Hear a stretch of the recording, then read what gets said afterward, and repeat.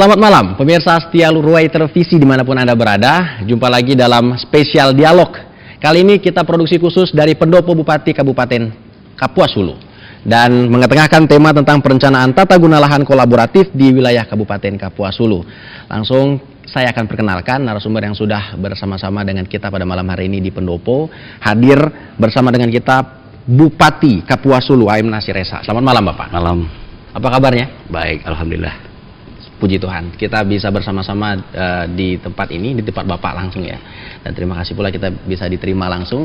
Ke narasumber kedua, kita bersama Kepala Badan Perencanaan Pembangunan Daerah Kabupaten Kapuas Hulu, Dr. Andes Suparman MSI. Selamat malam Pak. Selamat malam. Pak Parman aja saya panggil ya. Iya. Biar lebih akrab ya.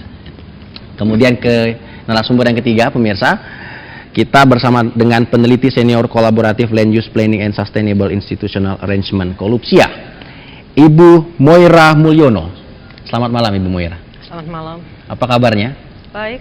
Kurang lebih 2 tahun berada di Kapuas Hulu, bagaimana perasaannya? Kesannya mungkin dengan Kapuas Hulu? Kapuas Hulu sangat menarik ya. Menariknya itu kita akan elaborasi lebih lanjut di segmen berikutnya. Pemirsa Anda jangan kemana-mana, tetap bersama Spesial Dialog.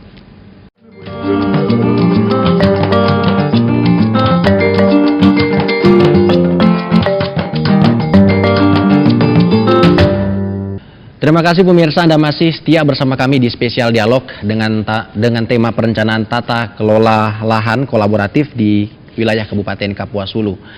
Memang merupakan tantangan suatu daerah dalam keinginan untuk membangun daerahnya ketika berbentur dengan kepentingan masyarakat banyak. Dan di sini instrumen dari Kolupsia yang akan menyediakan beberapa produk yang untuk membantu pemerintah daerah, memudahkan sebenarnya dalam rangka membangun daerahnya dengan tidak mengesampingkan faktor-faktor lain. Apalagi Kabupaten Kapuas Hulu telah ditetapkan sebagai kabupaten konservasi, tentu punya cara dan sistem tersendiri dalam pengelolaan daerahnya. Saya langsung bertanya kepada Ibu Moira. Ibu Moira, bagaimana sebenarnya Kolupsia ini bisa terpikirkan oleh teman-teman? Dan mungkin mengapa memilih Kabupaten Kapuas Hulu sebagai studi penelitiannya? Berawal mula dari sebelum 2010 ya, ketika kita datang ke sini, satu lembaga penelitian pertanian di Prancis bersama dengan lembaga penelitian kehutanan internasional yang berkedudukan di Bogor dan teman-teman dari Telapak, Huma, Riak Bumi itu memikirkan suatu merasa bahwa kerusakan lingkungan, degradasi hutan itu sangat mengkhawatirkan, dan salah satu penyebabnya adalah bahwa tata ruang itu kurang bisa diterima oleh banyak pihak dan kurang bisa diterapkan. Karena itu proyek ini dikembangkan dengan pemikiran untuk membantu pemerintah kabupaten itu dengan menawarkan 3 hal sebenarnya, yaitu data yang lebih akurat sebagai dasar untuk perencanaan. Kemudian data itu terdiri dari data biofisik, sosial ekonomi, dan vegetasi. Kemudian yang kedua adalah data spasial, karena salah satu masalah yang banyak dihadapi dalam perencanaan adalah kurang tepatnya peta-peta yang dipakai. Jadi peta yang dipakai biasanya yang skala besar itu kemudian di zoom, jadi banyak sekali kesalahan itu. Dan yang terakhir adalah instrumen untuk membuat perencanaan itu bisa lebih kolaboratif, antara lain yang disebut prospektif, participatory prospektif analisis, dan assessment secara kolaboratif. Jadi itu 3 hal yang mau dikembangkan dalam proyek ini untuk ditawarkan kepada pemerintah setempat sebagai cara untuk memperoleh tata ruang yang lebih teliti dan lebih akurat, tapi juga lebih adil dan partisipatif.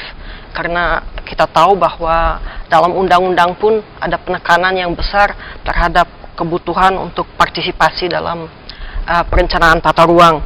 Yang terlibat di dalam program ini siapa saja Ibu Moira? Tadi saya sudah sebut sedikit, yaitu yang menjadi lead di sini adalah Pusat Penelitian Pertanian. Sebenarnya penelitian dan pengembangan pertanian yang berkedudukan di Perancis, bersama dengan Lembaga Penelitian Kehutanan Internasional CIFOR, Kemudian beberapa NGO, antara lainnya Huma, yang memperjuangkan hukum masyarakat dari segi legal, dan Telapak yang membantu untuk menyebarluaskan dan membuat produk-produknya. Kemudian Riak Bumi yang merupakan partner lokal di sini. Nah, mengapa memilih Kabupaten Kapuas Hulu? Kenapa tidak di Sumatera misalnya? Sebenarnya karena kita yang lead ini adalah 2 lembaga penelitian, kita menginginkan bisa mempunyai cukup informasi untuk juga bisa membandingkan supaya hasil penelitiannya berlaku lebih luas. Karena itu kita memilih beberapa daerah yang mempunyai sifat biofisik yang agak berbeda. Jadi memilih Kapuas Hulu karena tutupan hutan di sini masih luas, merupakan kabupaten yang agak terpencil dan merupakan kabupaten konservasi. Kemudian kita memilih Seram di Maluku Tengah karena merupakan ekosistem kepulauan yang agak terbatas, sedangkan tutupan hutannya sudah agak menurun. Tadinya sih kita memilih juga satu kawasan yang keadaan hutannya sudah sangat menurun dan penduduk tinggi, tapi karena ada gempa bumi di situ akhirnya belum terlaksana di sana, di Jawa. Berarti karena hutannya masih banyak, itu intinya ya? Intinya hutan masih banyak dan merupakan masalah tersendiri dengan keadaan itu. Ya, paling tidak Pemda bisa bersiap-siap jika terjadi sesuatu karena sudah dapat rekomendasi dari Kolupsia sendiri. Begini loh Pak, cara mengelola hutan kita, begitu salah satunya Bu ya. Saya langsung ke Pak Nasir. Apa yang sudah dilakukan Pemda Kapuas Hulu sendiri Pak sebelum nih? Bayangkan saja jika sebelumnya Kolupsia tidak ada. Kolupsia tidak melakukan penelitian, tapi paling tidak sudah memulai kan Pemda. Apa yang sudah dilakukan untuk mengelola lahan kita yang luas sedemikian rupa ini Pak? Baik, terima kasih. Kalau ditanya apa yang sudah dilakukan oleh pemerintah Kabupaten Kapuas Hulu, saya pikir kalau kita bicara tentang tata guna lahan ini, termasuk juga di dalam itu bagian lingkungan, saya pikir Kabupaten Kapuas Hulu, alhamdulillah, dari jauh hari juga memang sudah memikirkan hal-hal seperti ini. Nah begitu juga barangkali apa yang sudah dilakukan oleh pemerintah daerah.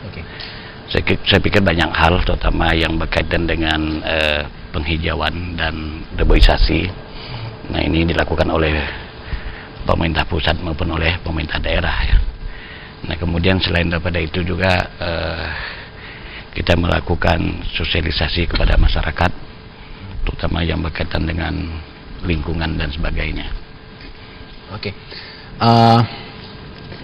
2003 lalu Kabupaten Kapuas Hulu ditetapkan sebagai kabupaten konservasi. Tentu memiliki cara-cara tersendiri ketika ada tawaran misalnya dari investor ingin buat apa gitu di daerah Bapak, di daerah yang Bapak pimpin. Nah, ini bagaimana Bapak menyesuaikan antara kepentingan masyarakat banyak dengan kepentingan investor yang ingin membangun katanya itu Pak? Silakan. Nah ini persoalannya memang harus kita luruskan. Artinya mungkin lewat dialog pada hari ini, saya pikir persoalan atau masalah yang selalu muncul baik di tengah masyarakat ataupun di kalangan lain ya, bukan berarti kabupaten konservasi ini investor tidak boleh masuk.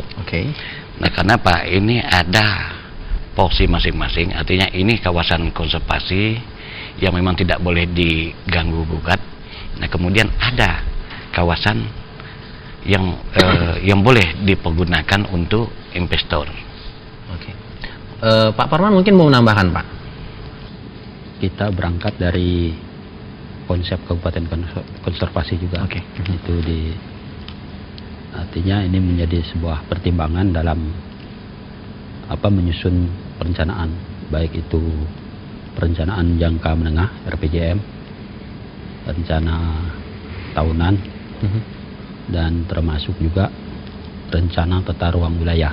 Jadi sekarang kita sedang berproses rencana tata ruang wilayah Kapuas Hulu 2011-2031. Ini mengenai rencana tata ruang wilayah, artinya tadi kita dengar penjelasan dari Ibu Moira bahwa perlu pendekatan partisipatif dari setiap stakeholder yang ada Bu ya. Kira-kira di Bapeda sendiri apa yang dilakukan untuk merespon hal-hal seperti ini Pak? Pelibatan yang terjadi di sana untuk menyusun RTRBP yang benar-benar ya semua orang tidak keberatan gitu loh dengan RT RPP yang nanti mungkin akan segera lahir. Ya. RT RW 2011-2031 ini sudah berproses cukup lama, Pak. Oke. Sekitar lebih dari 2 tahun dengan melibatkan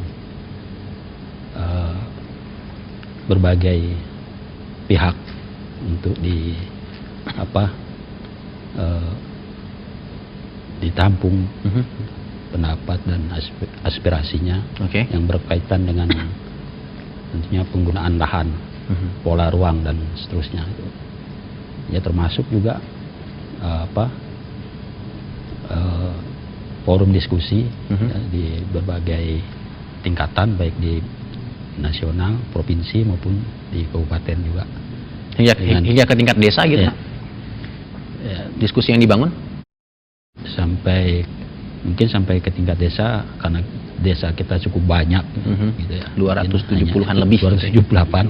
Ya, jadi mungkin tidak dapat seluruhnya itu mungkin. Jadi kita menggunakan data-data yang pokok saja gitu. Data-data pokok. Oke, sampai di situ dulu Pak Parman.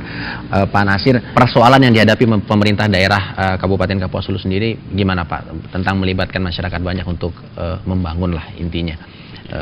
Akses jalan yang sulit misalnya, atau keterbatasan dukungan-dukungan lain, instrumen-instrumen lain, ini bagaimana menurut Pak Nasir? Saya pikir kalau permasalahan yang ada di Kabupaten Kapuas Hulu, terutama dengan luas wilayah ini ya. Luas wilayah, oke. Ya, luas wilayah kita lebih kurang 3 juta hektar lebih. Nah, kemudian juga penduduk yang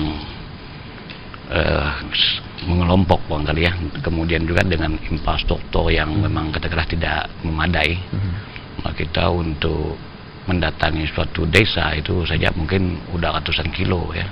Dengan melalui infrastruktur yang sangat sulit. Nah, begitu juga barangkali kita kepada masyarakat ya, terutama bagaimana bekerjasama dengan masyarakat. Saya pikir selama ini alhamdulillah, apalagi memang masyarakat kita juga cukup komitmen ya, terutama dalam hal menjaga hutan dan sebagainya. Nah, mungkin Bapak pernah punya cerita yang menarik ketika berkunjung ke suatu kawasan di mana Bapak ingin melakukan sesuatu dengan masyarakat. Apa yang bisa diambil dari cerita itu kira-kira? Mungkin soal, kan ini akan berbanding lurus Pak, ketika akses sulit, ketika peralatan minim, ketika jalur transportasi juga susah, berakibat ke biaya nih ceritanya nih pastinya. Ini bagaimana Pemda mensiasati hal ini Pak? Nah, tentu kita dengan kemampuan ya, terutama kembali kepada anggaran daerah yang sangat terbatas.